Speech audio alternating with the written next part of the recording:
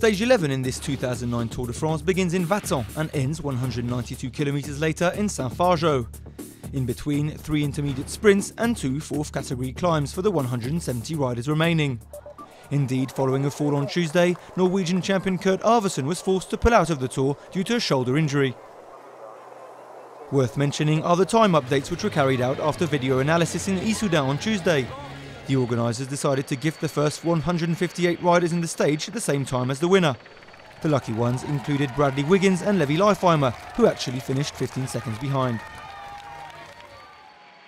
Today's race is a transitional stage with a relatively flat profile, and with the return of earpieces, the peloton is riding fast. Several crashes early doors will however split the peloton into smaller groups, and 2 men will make the most of it. Silence Lotto's Johan van Summeren, a teammate of Cadel Evans, and Lampre's Polish rider Marcin Sapper.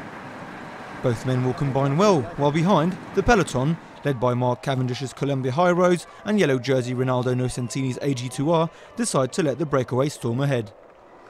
After 96 kilometers, at the supply section, the peloton trails 3 minutes and 25 seconds behind the breakaway. The riders, such as Vladimir Efimkin and Christian van der Velde, make the most of it to treat their bruises following the crashes from earlier. The Belgian will undergo medical exams following his arrival in Saint-Fargeau. But the front men's lead will progressively diminish. At the back, another crash will take its toll on the peloton as Canadian rider Hesjdal touches another rider's wheel and falls down. Yet another blow for the Garmins today. At the top of the Perouse hill, the first tough climb of the day, the gap with the peloton is down to 1 minute and 40 seconds. That's when Franco Pelizzotti decides to claim his stake in the King of the Mountain competition.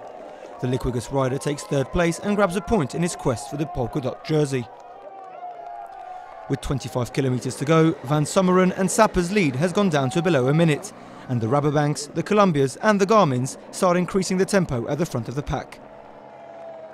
The final section of the stage is ideal for the peloton, with a long straight road. With 10 kilometers to go, the peloton have the front men in their sight and finally join them 5 kilometers from the end.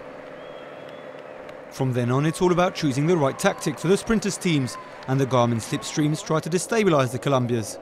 Nonetheless, the high roads retain the lead of the pack going into the final kilometers. In the final kilometre, Hincapie and Renshaw get to work to set up teammate Cavendish, while Hushoft and Tyler Farrar stay behind the Britain's wheels. But once again, and despite great resistance from the Garmin's American sprinter, Cavendish edges his rivals to claim a 4th stage win this year and to grab the green jersey. In the overall standings, no changes, as Bradley Wiggins remains 5th, 46 seconds adrift of the yellow jersey. Garmin will be hoping Christian van der Velde is fit to continue, as he remains only 1 minute and 24 seconds off the leader. Meanwhile, David Millar, David Zabriskie and Tyler Hesjdal are beyond 60th position over half an hour adrift.